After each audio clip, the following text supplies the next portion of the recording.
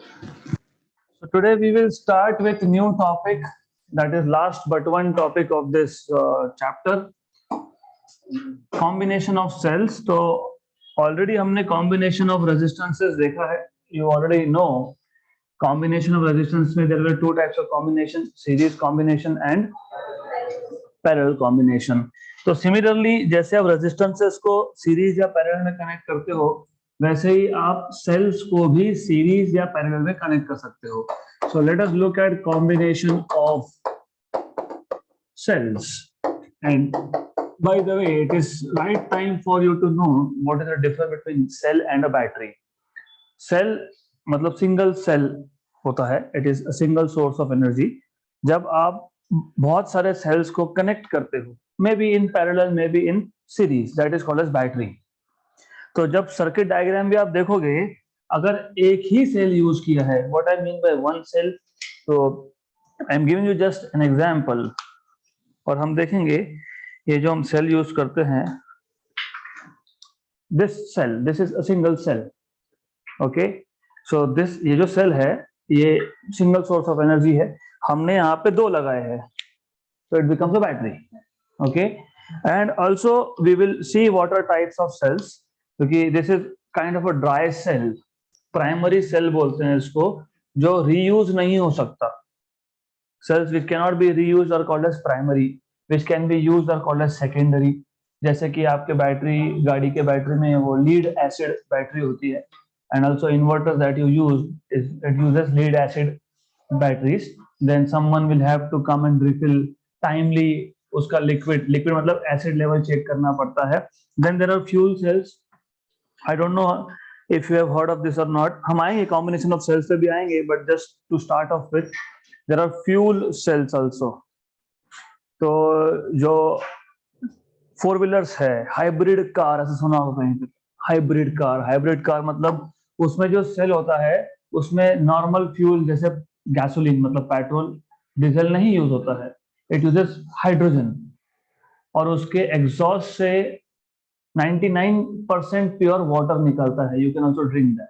So it's purer than your Aquaguard and everything. So cells also work on fuel, not conventional fuel. जब हम बोलते हैं तो normally एक ही चीज दिमाग में आती है, पेट्रोल या फिर डीजल या फिर nowadays CNG, right? But fuel cells work on hydrogens, so we will see that also. But anyways, basic difference is जब आप एक ही सेल यूज करोगे तो उसको डिनोट करने के लिए भी उसका नोटेशन में भी आप व्हाट यू डू इज आप एक ही सेल दिखाते हो. You just show one negative and one positive. But when you use combination of cells, so in that case you keep on showing 2, 3, 4 cells back to back. So this becomes a battery. Okay, तो हम normally battery मतलब combination of cells, and cell is just a cell. तो पहला combination है series combination. Series combination, तो series combination चाहे वो cell का हो, चाहे वो रेजिस्टेंस का हो, चाहे वो कैपेसिटर का हो, इज द सेम थिंग. तो आपको याद होगा जब हम रेजिस्टेंसेस इन सीरीज सीख रहे थे तो हमने बोला था कि when resistors are connected in a single electrical path then the resistors are said to be in series. या फिर हमने बोला था when there is only one common electrical point between two resistors then it is said to be in series. अब यहाँ पे है बात वही कि आपके पास रजिस्टर की जगह पे आपके पास सेल है, यू हैव सेल, तो is the same thing. You have a single electrical common point, तो यहाँ पे भी सिंगल ही इलेक्ट्रिकल कॉमन पॉइंट है. ओके, तो ये भी एक ही सिंगल इलेक्ट्रिकल पाथ में कनेक्टेड है. So when the cells are connected in single electrical path then the cells are said to be in series. या फिर when there is only one point common between two cells then they are said to be in series. Or otherwise, if you can see, positive terminal of one cell is connected to negative of another. So in a combination of cells in which positive terminal of one cell is connected to negative of the next and so on, मतलब second का positive वो third के negative को होगा, third का positive वो fourth के negative को होगा। जब ऐसा रहेगा तो in that case the combination will be said to be series combination. तो मोर और लेस से बोलने का तरीका अलग अलग है, कॉन्सेप्ट तो सेम है। So you can basically define what is series combination. To start off with, आपको पता है in a series combination, in a series combination of cells, all the cells are connected in single electrical path,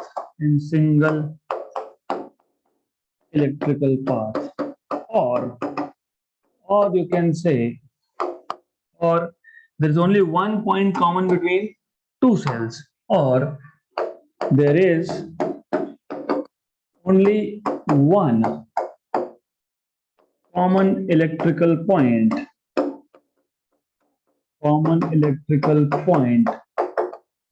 between two consecutive cell, एक के बाद दूसरा आने वाला point between two successive consecutive cells, और सीरीज कॉम्बिनेशन बताने का और एक तरीका है, as I told you, when the cells are connected in such a way that positive terminal of one cell is connected to negative of the next, and so on. So, or when positive terminal of one cell is connected to negative of the next, negative terminal of the next cell, and so on, then such a combination is known as series combination. Then such a combination is known as series combination. तो दो तीन तरीके हैं एक ही चीज बताने के, series combination. Now if you remember, हर एक सेल का इंटरनल रेजिस्टेंस भी होता है, right? Do you remember internal resistance? Yes. और हर एक सेल का ईएमएफ होता है। Do you remember EMF? Electromotive force. It is the amount of energy spent to circulate unit charge once round the complete circuit. मतलब it is the energy that is spent in overcoming internal resistance and overcoming external resistance. Okay, so ये पता होना चाहिए आपको। So let us quickly draw series combination and then we'll go ahead. So you have 1 2, we can take 2 3, how many cells you want you can take, कोई फर्क नहीं पड़ता है। But what I will do is I'll just show a few, only 2 cells over here. हम एक example ले लेंगे छोटा सा, तो we'll just take 2 cells, negative, positive, negative and positive. तो first of all, ये जो negative, positive मैंने दिखाया, but they also have internal resistance. तो there is internal resistance over here. ये पहला सेल है, इसका internal resistance R1, इसका internal resistance R2। इसका ईएमएफ को मैं मान लेता हूं E1, इसका ईएमएफ है E2। और मैंने बताया था कि इंटरनल रेजिस्टेंस बताना हो तो put rectangular bracket. Okay, then अब मैंने 2 ही दिखाए, but we can actually have n numbers, 10 15 20 10,000 20,000, whatever you want. Okay, now अगर एक सेल का ईएमएफ E1 है, दूसरे का E2 है, तो total EMF E1 plus E2। और आपको पता है, याद है terminal potential difference? Terminal potential difference is the amount of energy spent in circulating unit charge once through external. मतलब ईएमएफ में से देखो, ईएमएफ 2 काम करता है, इंटरनल को ओवरकम करता है और एक्सटर्नल। तो इंटरनल को ओवरकम करने के बाद जो होगा उसको बोलोगे टर्मिनल पोटेंशियल डिफरेंस, राइट। उसको कुछ बुक्स में टर्मिनल वोल्टेज भी बोलते हैं। So it's the same thing, terminal potential difference बोलो या टर्मिनल वोल्टेज बोलो। इमेजिन मुझे अगर टर्मिनल वोल्टेज निकालना है, वोल्टेज मतलब terminal potential difference, it is the amount of energy remaining after overcoming internal resistance. Internal resistance overcome करने के बाद जो बचा वो क्या होता है, टर्मिनल पोटेंशियल डिफरेंस। अभी भी जिसको नहीं समझा है मैं और एक बार आपको बताता हूं। देखो ऐसा था, हमारे पास था एक्सटर्नल कंडक्टर। एक्सटर्नल कंडक्टर का होता है रेजिस्टेंस। कोई भी कंडक्टर अगर आप लोगे तो कंडक्टर का होता है रेजिस्टेंस। तो हमारे पास है एक्सटर्नल कंडक्टर। कहां पे है, तो यहाँ पे है एक्सटर्नल कंडक्टर। हमारे पास है एक सेल और उसका इंटरनल रेजिस्टेंस।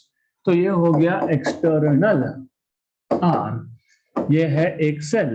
आप पॉजिटिव टर्मिनल यहाँ दिखाओ, निगेटिव वहां दिखाओ, कोई फर्क नहीं पड़ता। ये है small R, internal resistance of the cell. इस बैटरी का ईएमएफ है ई। इसको स्मॉल ई कैपिटल ई जिससे डिनोट करना है उससे करो, कोई फर्क नहीं पड़ता है। Yes, but what I do is, अगर सिंगल सेल है तो मैं स्मॉल ई डिनोट करता हूँ। देखो स्मॉल स्मॉल स्मॉल, और कैपिटल ई में रिजर्व रखता हूँ बैटरी के ईएमएफ के लिए। ओके, सो एनीवेज, अब ईएमएफ का डेफिनेशन आप सबके दिमाग में फिट होना चाहिए। Energy required to circulate unit charge once round complete circuit. Complete circuit मतलब इलेक्ट्रॉन यहां से निकलेगा, वो सबसे पहले इंटरनल रेजिस्टेंस को ओवरकम करेगा, फिर एक्सटर्नल को ओवरकम करेगा, और एक्सटर्नल को ओवरकम करने में जितना भी एनर्जी लगेगा उसको क्या हुआ था, टर्मिनल पोटेंशियल डिफरेंस। मतलब terminal potential difference will be EMF minus I R, I small R. और ये हमने इक्वेशन डिराइव भी किया था। अगर नहीं याद है तो मैं वापस बता देता हूँ, क्योंकि जितनी बार आपको याद नहीं होगा उतनी बार बताते रहूंगा।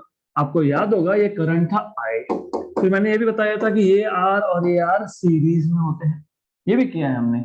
फिर मैंने आपको ये बताया था कि जो ईएमएफ है ये होता है यहाँ पे जो ड्रॉप ऑफ पोटेंशियल है वो उसको ओवरकम करने में कितना लगा, और इसको ओवरकम करने में कितना लगा, तो ये होता है V प्लस वी आर। फिर ये terminal potential difference V is E minus V R, which is E minus I R. Correct. मतलब मैं वही तो बता रहा हूं, terminal potential difference is EMF minus the energy spent to overcome internal resistance. ये इंटरनल था ना, तो टर्मिनल पोटेंशियल डिफरेंस, अभी अगर if you want simple language, if A equal to B plus C, what is B? अरे वही तो बता रहा हूं मैं कब से, if A equal to B plus C, तो what is B? You said A minus C। तो मैं भी वही बता रहा हूं कि ईएमएफ दो काम करता है, इंटरनल रेजिस्टेंस को ओवरकम करता है, और बचा हुआ क्या करता है, एक्सटर्नल। वो बचे हुए क्या नाम दिया था, टर्मिनल पोटेंशियल डिफरेंस। तो टर्मिनल पोटेंशियल डिफरेंस क्या हो गया, EMF minus energy spend in overcoming internal. Very good, very good. तो अब हमारे पास अगर सीरीज कॉम्बिनेशन है, दो सेल्स का सीरीज कॉम्बिनेशन है, पहले सेल का ईएमएफ कितना है, E1। ये E1 यूज होगा कि नहीं, R1 ओवरकम करने में होगा, इंटरनल रेजिस्टेंस ओवरकम करने में होगा। मतलब यहां से यहां तक क्या बचेगा, टर्मिनल पोटेंशियल डिफरेंस। किसका, पहले सेल का, उसको मैं नाम देता हूं V1। फिर यहां से यहां तक इट विल बी V2, क्योंकि सेकेंड सेल ने भी कुछ ना कुछ यूज किया है to overcome internal resistance, right. इसी टर्मिनल पोटेंशियल डिफरेंस को आप बोलते हो टर्मिनल वोल्टेज। लेकिन आपने क्या किया, आपने पहले सेल का टर्मिनल वोल्टेज अलग से निकाला और दूसरे का अलग से निकाला। अगर मैं आपको पूछता हूं कि पहले सेल और दूसरे सेल दोनों एंड पॉइंट्स में टर्मिनल वोल्टेज कितना होगा, तो it will be V1 plus V2। मतलब total terminal voltage across the terminals of battery, क्योंकि बैटरी बन गया, is nothing but terminal voltage of first plus terminal voltage of second. तो ये तो दो का केस था। हमारे पास ऐसे n नंबर हो सकते हैं, 10, 15, 20, 25, जितने चाहिए उतने, राइट? तो फिर लिखेंगे कैसे? हाउ विल यू से? You will say terminal voltage across the terminal of battery is the sum of addition, is the sum of individual terminal voltages of the cells which are connected in series. This is how you say it. So the terminal voltage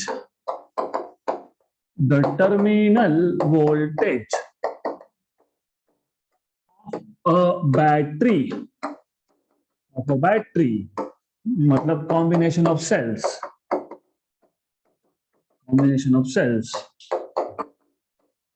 is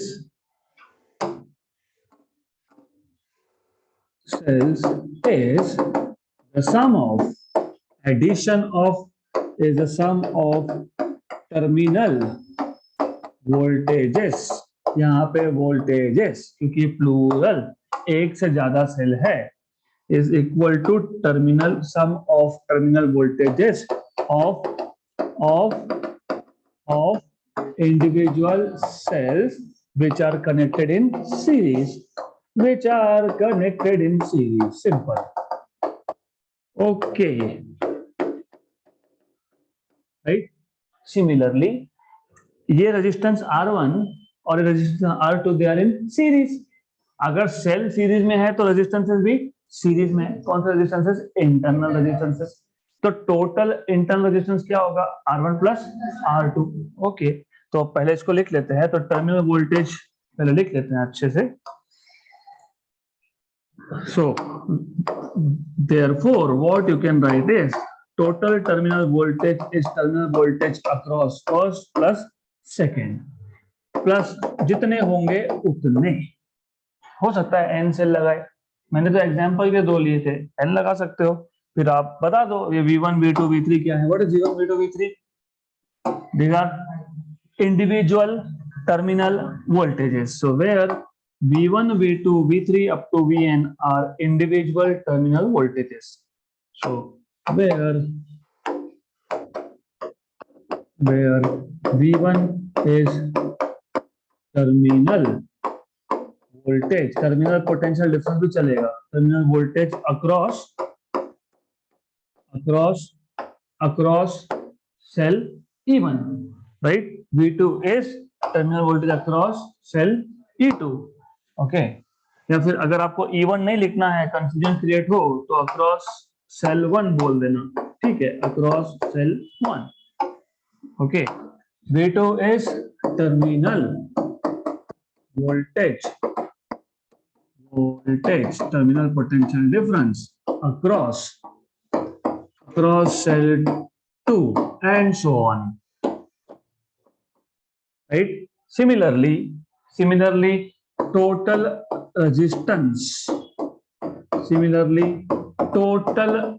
internal resistance किसका? Battery का. total internal resistance of battery is sum of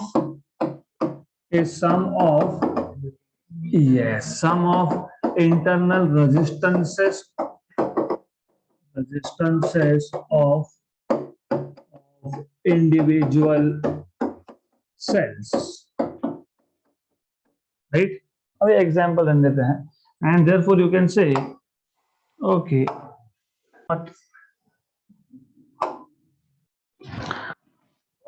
so total resistance, internal resistance of the battery will be R1 plus R2 and up to Rn. Correct. वैसे ही total EMF पूछा होगा तो total EMF क्या आएगा? E1 plus E2 plus E3 and so on. Also total EMF of the battery is the sum of EMFs of individual cells. Therefore capital E equal to E1 plus E2 up to En. Correct. Then ये तो सब हो गया। अब terminal voltage आपने तो निकाल लिया, V1 plus V2 plus up to Vn। इसको लिखने का और एक तरीका है, अगर आपको याद होगा, अभी अभी मैंने बताया, ये एक्सटर्नल रेजिस्टेंस है R, यहाँ पे है आपके पास सेल, यहाँ पे है internal resistance small r। If you remember ये EMF है E, यहाँ पे होता है टर्मिनल V और यहाँ पे होता है VR। तो E equal to V plus VR, तो V equal to E minus VR, E minus I R, right. तो ये जो टर्मिनल वोल्टेज है V, इसको ऐसा भी लिख सकते हो आप। सिर्फ इतना है, इस पूरे सर्किट में एक ही सेल था, राइट, तो एक ही इंटरनल रेजिस्टेंस है। अगर हमारे पास यहाँ पे और भी सेल्स होते, मतलब what I am saying is, अगर ऐसा होता, कैसा, हमारे पास एक एक्सटर्नल रेजिस्टेंस है, इसके अक्रॉस हमने 2 3 4 8 10 ऐसे लगा दिए। कौन क्या लगा दिए? सेल्स लगा दिए। किसमें लगाइए? सीरीज कॉम्बिनेशन में। तो टर्मिनल पोटेंशियल डिफरेंस V, ये क्या आएगा? देखो फॉर्मूला सेम आएगा, ये आएगा V, सिर्फ E, अभी एक E है क्या? नहीं, दो है, E1 प्लस E2, मतलब summation EI I run from 1 to n, जितने होंगे उतने, और माइनस, अभी करंट जो है सीरीज कॉम्बिनेशन में सेम होता है, तो करंट हो गया कांस्टेंट। कांस्टेंट को कहां रखते हो? बाहर, तो समेशन के बाहर रख दो, राइट। अगर अभी कंफ्यूजन हो रहा है तो बाद में बाहर निकाल लेना।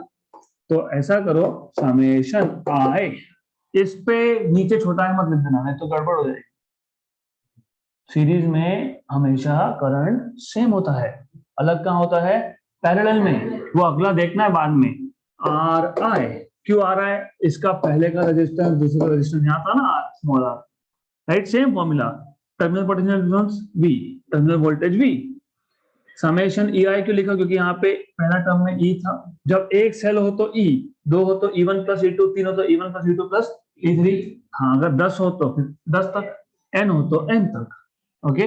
माइनस VR, बट VR क्या था? IR, तो I, पर I तो सब में सेम है क्योंकि सीरीज है, और R1 R2 R3 जितने होंगे उतने I runs from 1 to n.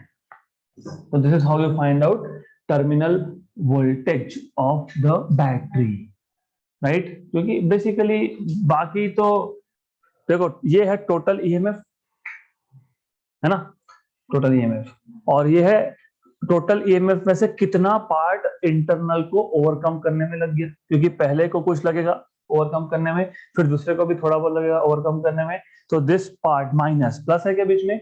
नहीं। तो मैंने इसके लिए बताया था कि टर्मिनल हमेशा EMF में से आप IR को माइनस करते हो। So also you can say, also terminal voltage is given by,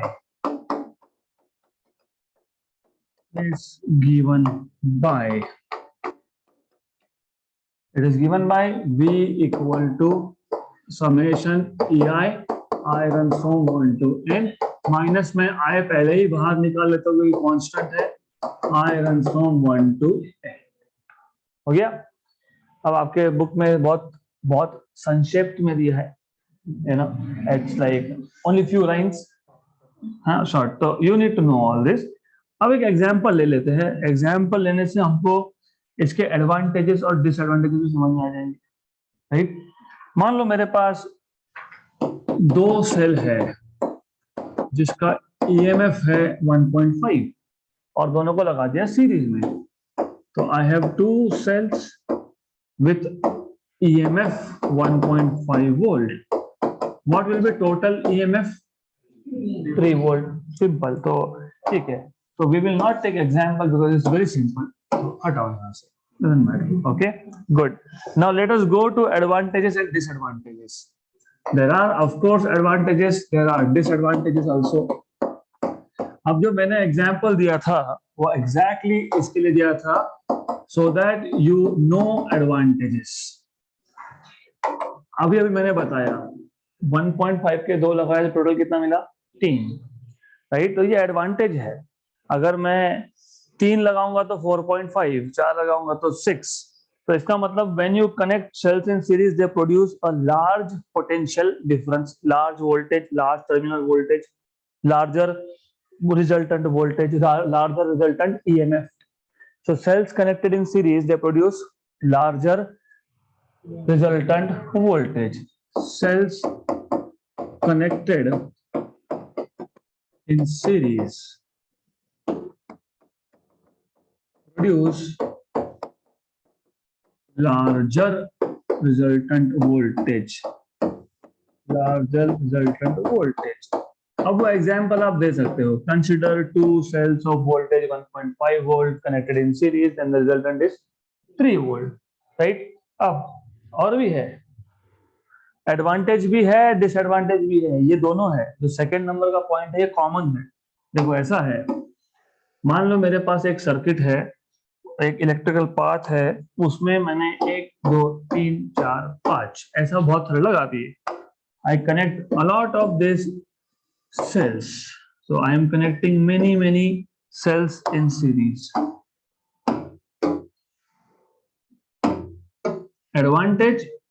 advantage अगर इन सब में से कोई भी एक खराब हो गया तो इजीली आइडेंटिफाई कर सकते हो, यू कैन आइडेंटिफाई इजीली। अगर एक भी खराब हो गया तो पता लग जाएगा ये खराब हो गया, राइट। डिसएडवांटेज भी है, ये सेम डिसएडवांटेज है। क्यों? मान लो ये वाला खराब हो गया तो circuit will break open, battery काम ही नहीं करेगा, गया। तो ये एडवांटेज भी है, ये डिसएडवांटेज भी है। Advantage is why, because if any of the cell gets damaged, you can identify easily and can be replaced. एक निकाल के दूसरा लगा दिया। Disadvantage, the circuit breaks open. अब सर्किट ही ओपन हो गया तो there is no current, तो आपका इंस्ट्रूमेंट चलना हो जाएगा बंद। So in series combination,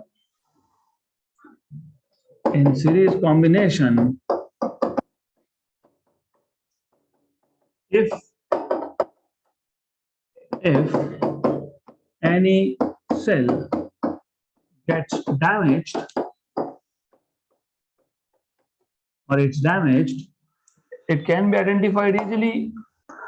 So in series combination, if any cell gets damaged, then in that case it can be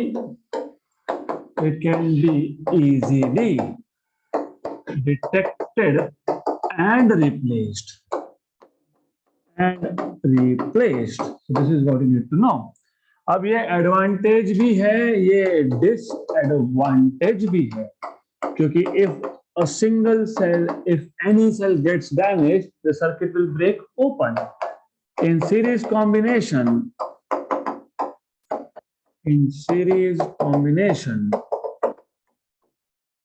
if a cell gets damaged, then the circuit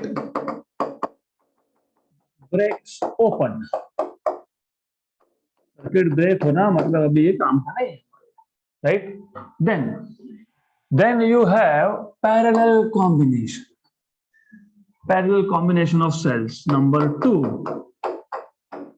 parallel combination of cells. So here we will first go through little bit of derivation. बहुत simple है, जैसे पहले आपने parallel combination को define किया था। A parallel combination is a combination in which both the terminals of all the components, वहां पे रजिस्टर था, मैं यहाँ पे कंपोनेंट क्यों बोल रहा हूँ, क्योंकि कंपोनेंट सेल भी हो सकता है, रेजिस्टेंस भी हो सकता है, कैपेसिटेंस भी हो सकता है। So when both the terminals of all the cells are connected to 2 common electrical points. For example, मेरे पास एक सेल है यहाँ पे, right? Then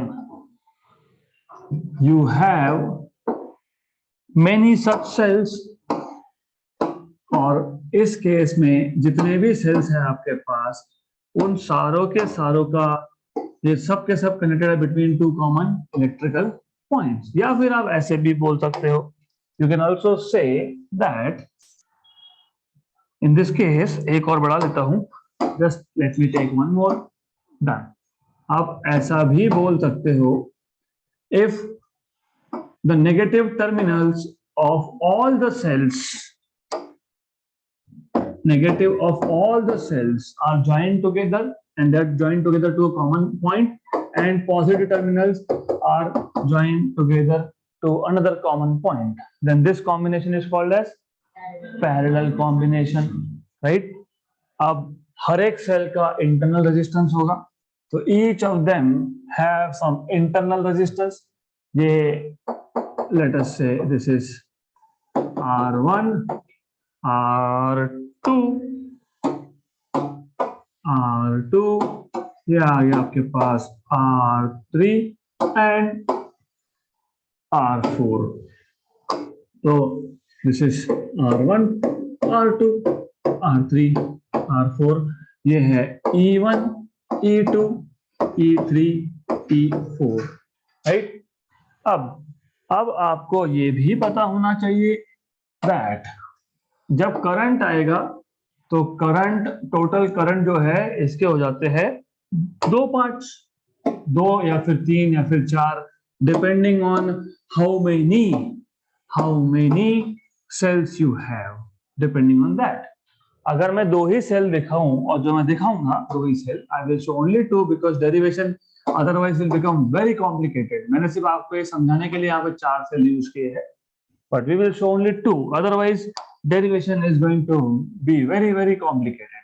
तो अगर ऐसा है, हमारे पास दो ही सेल्स है which are in parallel, तो जो टोटल करंट होगा I, it splits into I1 and I2, फिर वापस से यहाँ पे हो जाएगा कंबाइन, तो आप लिखते हो I equal to I1 plus I2, correct. तो first of all you need to know this. अब इसके आगे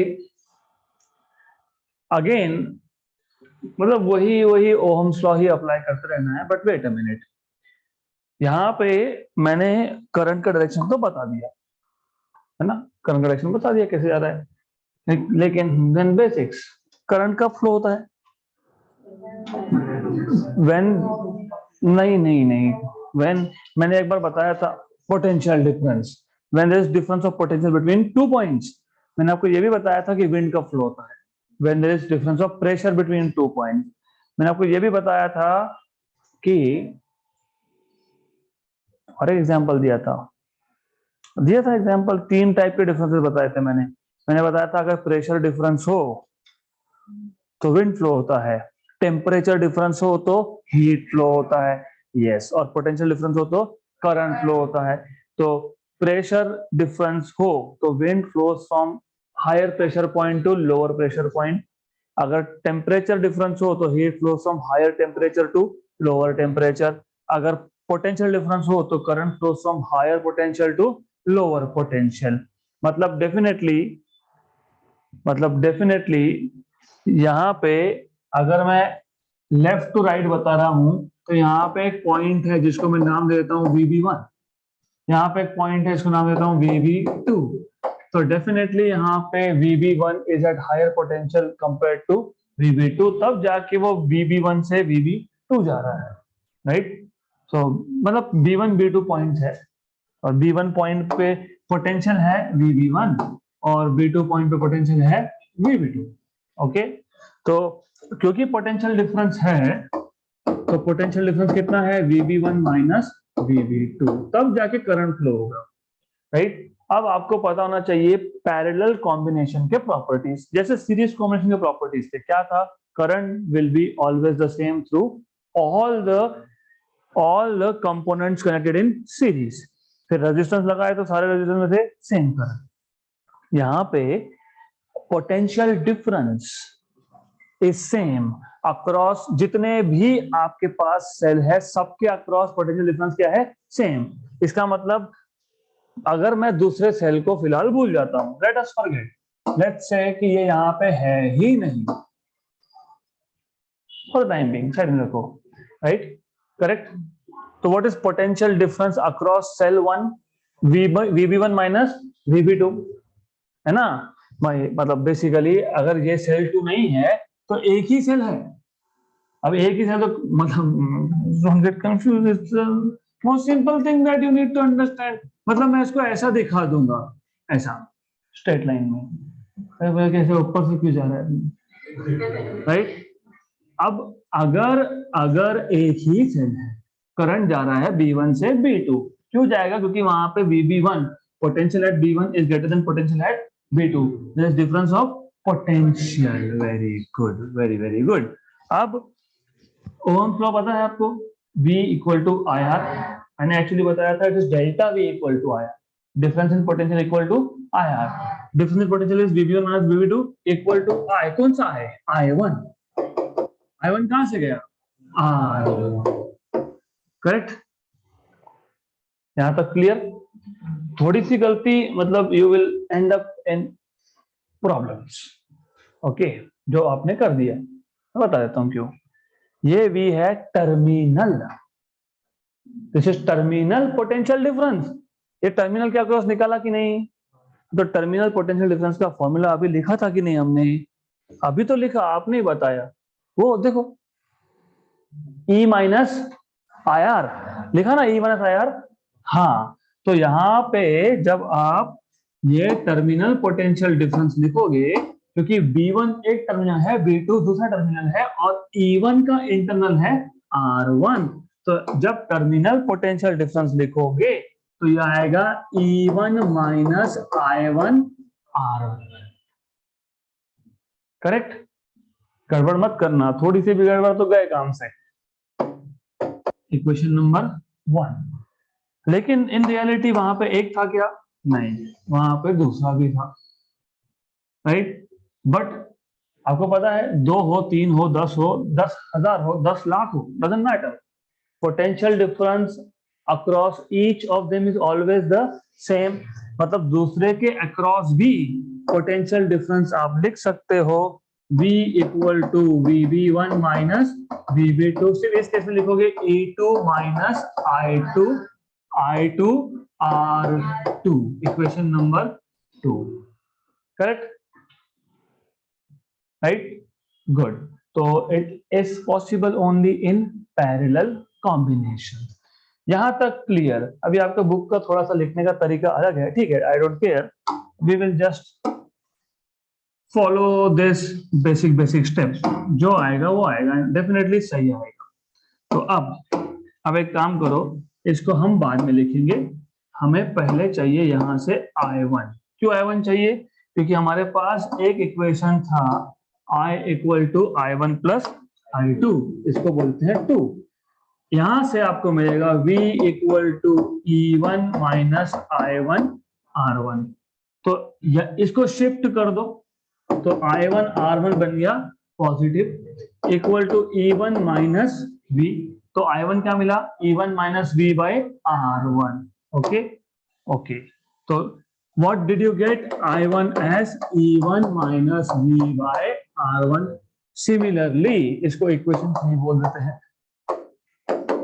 similarly V equal to VB1 minus VB2 equal to E2 minus I2 R2. Therefore, V equal to E2 minus I2 R2. Therefore, I2 R2 equal to E2 minus V. Therefore, I2 equal to E2 minus V by R2. Correct? Notation may vary from book to book. दो भी लिखा है notation. It's okay. Right? Done. अब एक काम करो, ये equation number 4 मान लेते हैं। इस इक्वेशन 3 और 4 को 1 में सब्स्टिट्यूट करो। 1 क्या था? I equal to I1 plus I2, but I1 क्या आया? E1 minus V by R1 plus E2 minus V by R2। अब इसको E1 by R1 minus V by R1 plus E2 by R2 minus V by R2, E1 by R1 plus E2 by R2 minus V, 1 by R1 plus 1 by R2, ये है total current I, correct. सिर्फ minus V common, यहां तक clear? Okay, then अब ऐसा करेंगे, इसको लाएंगे लेफ्ट हैंड साइड पे, I को ले जाएंगे राइट हैंड साइड पे, तो ये हो जाएगा पॉजिटिव। तो 1/R1 plus 1/R2 equal to E1/R1 plus E2/R2 minus I, correct? Clear यहां तक? अब ये तो आपको पता ही है, पता है ना? पता है क्रॉस मल्टीप्लाई किया कभी? Yes, very good. तो आपको पता है 1/R1 plus 1/R2 is R1 plus R2 upon R1 into R2 equal to, वो जो था क्या था, E1/R1 plus E2/R2 minus I, correct? अब एक काम करो, ये R1 R2 उसको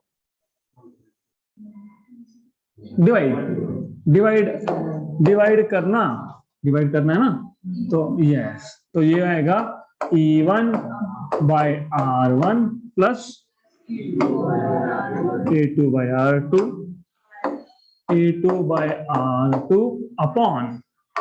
अपॉन क्यों? क्योंकि हमने दोनों साइड पे क्या किया, डिवाइड किया। किसको डिवाइड किया? इसको डिवाइड किया। R1 plus R2 upon R1 into R2 इसके लिए। गुड। अब minus I upon R1 plus R2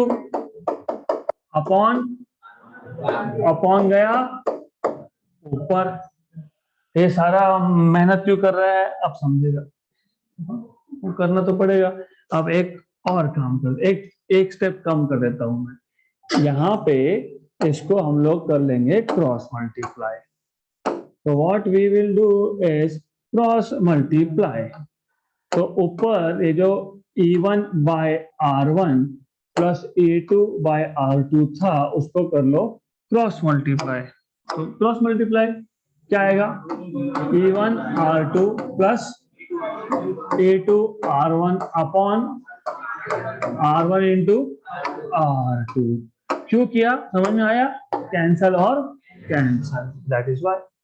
तो V equal to E1/R2 plus E2/R1 upon R1 plus R2 minus I R1 into R2 upon R1 plus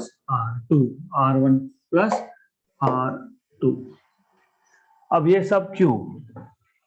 ये सब इसके लिए, मैंने आपको बताया था 2 cell, 3 cell, 4 cell, 10 cell, 10,000 cell combination में लगाने के बाद क्या बनेगा, बैटरी का जैसे हर एक सेल का ईएमएफ होता है, वैसे बैटरी का ईएमएफ होगा। जैसे हर एक सेल का टर्मिनल वोल्टेज होता है, वैसे बैटरी का टर्मिनल वोल्टेज होगा। जैसे हर एक सेल का रेजिस्टेंस होता है, वैसे बैटरी का भी रेजिस्टेंस होगा। तो ये इक्वेशन आपको बताएगा कि पूरे बैटरी का इक्विवेलेंट टर्मिनल वोल्टेज कितना है। कंपेयर किससे कंपेयर करोगे, कंपेयर विथ याद है क्या, अभी आपने बताया terminal voltage equal to EMF minus I R, वही है। देखो V, सिर्फ यहाँ पे V इक्विवेलेंट, E ये E इक्विवेलेंट, I और R इक्विवेलेंट। तो हमको पता करना था कि अगर मेरे पास 2 सेल्स है पैरेलल में, एक का ईएमएफ है E1, दूसरे का है E2, तो इक्विवेलेंट कितना, कंपेयर। तो यहाँ पे V लेफ्ट हैंड साइड पे, पहला टर्म E इक्विवेलेंट, यहाँ पे क्या है पहला term, E1/R2 plus E2/R1 upon R1 plus R2। तो ये आ गया equivalent EMF, E1/R2 plus E2/R1 upon R1 plus R2। This is equivalent EMF, right? इसलिए मैंने बोला 2 से ही बहुत कॉम्प्लिकेट हो जाएगा, 3 लगा दे तो क्या कर सकते, राइट? तो this is how you do it. अब R equivalent is 1/R1 plus 1/R2 है, क्योंकि पैरेलल है। हाँ नहीं नहीं तो फिर ये लिखो, ये लिखोगे तो भी वही आएगा, ये लिखोगे तो भी वही आएगा। You just have to separate and then you get this. Separate कैसे करते हो, इसका रेसिप्रोकल ले लो, तो 1/r इक्विवेलेंट। ओके गुड, हाँ मुझे पता है ये 1/r इक्विवेलेंट है, I know this, don't worry. तो इसको 1/r इक्विवेलेंट करोगे तो r1 plus r2 upon r1 into r2, पहली टर्म अलग कर ली, दूसरी टर्म भी अलग कर ली, एक और एक कैंसिल, कैंसिल और कैंसिल, 1/r2 प्लस 1/r1। तो ठीक है, तो आपको पता है r इक्विवेलेंट कितना आता है, कितना आता है r1 into r2 upon r1 plus r2, correct. तो थोड़ा बेसिक आइडिया समझो, हम तो रिवाइज कर लेंगे कल, बट बेसिक आइडिया ये है कि सेल्स पैरेलल में कनेक्ट करने के बाद क्वेश्चन ये आता है कि व्हाट विल बी, क्योंकि हर एक सेल का टर्मिनल वोल्टेज है, तो इक्विवेलेंट वोल्टेज बैटरी का कितना, राइट। ये आ गया इक्विवेलेंट वोल्टेज का formula, E1 R2 plus E2 R1 upon R1 plus R2 minus I R1 R2 upon R1 plus R2। दूसरा क्वेश्चन आया what is the equivalent EMF, तो ये आ गया equivalent EMF E1 R2 plus E2 R1 upon R1 plus R2। फिर question आया what is equivalent internal resistance, internal, battery आप बाद में कनेक्ट करोगे बाहर के चीजों को, पहले बैटरी का खुद का, R1 R2 upon R1 plus R2। ये दो ही सेल की बात है हमारे पास। नॉर्मली जो आप इन्वर्टर का बैटरी यूज करते हो 6 सेल 8 सेल है ना, उसके ऊपर कैप लगा होता है, हाँ फिर हर एक कैप मतलब हर एक सेल है वो अंदर, राइट, और that is lead acid battery. Good, अब सब हो गया। What is total current, what is equivalent current, current, how do you find out current, E equal to IR, तो E by R is I, E equal to IR ना, तो E by R क्या आएगा I, हाँ तो फिर निकाल लो क्या है फिर, I equal to E equivalent upon R equivalent. E equivalent है E1 R2 plus E2 R1 upon R1 plus R2, और ये है R1 R2 upon R1 plus R2, cancel और कैंसल। अब क्या बचा आपके पास, E1 R2 plus E2 R1 upon R1 into R2, separate कर लो, E1 R2 upon R1 into R2 plus E2 R1 upon R1 into R2, cancel cancel cancel cancel, तो E1 by R1 E2 by R2, right. हमको तो पहले से ही पता था, क्यों पता था, ये current driven by first cell है, this is current driven by, ऐसा है। Okay, so this is how you can find out all the equations. I will definitely revise this again in the next session, but we have to somewhere finish this off today. तो जैसे series combination के कुछ advantages थे, कुछ disadvantages थे, इसके भी कुछ एडवांटेजेस है। सबसे पहला एडवांटेज, जो सीरीज का डिसएडवांटेज था वो इसका एडवांटेज है। सीरीज में एक भी सेल खराब हुआ तो बैटरी मतलब सर्किट विल ब्रेक ओपन, यहाँ पे ऐसा नहीं है, एक भी सेल खराब हुआ तो टोटल वोल्टेज तो जितना है उतना ही रहेगा। एक भी सेल खराब हुआ, मेरे पास 10 सेल है पैरेलल में है, एक खराब हुआ तो कोई फर्क नहीं पड़ता, the circuit will not break open, सिर्फ एक सेल खराब हो गया, राइट, करेक्ट। अब even you must have experience, कभी कभी आपके घर में वो इन्वर्टर वाले सर्विस करने आते हैं to refill acid, and then they tell you ये बैटरी अभी खराब होने पे है, उसका एक सेल गया, 2 सेल गया, so this is they are trying to tell you कि 8 सेल में से एक सेल गया, तो your battery is now working on 7 cells but it is working, backup कम हो गया but it is working, तो बैकअप कम होना मतलब सेल्स आर डाइंग। ओके, अब और डिसएडवांटेज, जो वहां का एडवांटेज था वो यहाँ का डिसएडवांटेज है। वहां का एडवांटेज क्या था, अगर आपने दो 1.5 के लगा दिए तो रिजल्टेंट वोल्टेज इज 3, तो cells in series produce larger resultant voltage. यहाँ पे आप 2 लगाओ, 200 लगाओ, 2 लाख लगाओ, 20 लाख लगाओ, voltage will be the same. So even large number of cells connected in parallel will always give you same terminal voltage. So that is disadvantage. So अपने अपने advantages और disadvantages है. So was a very interesting and simple topic. So that's it for today.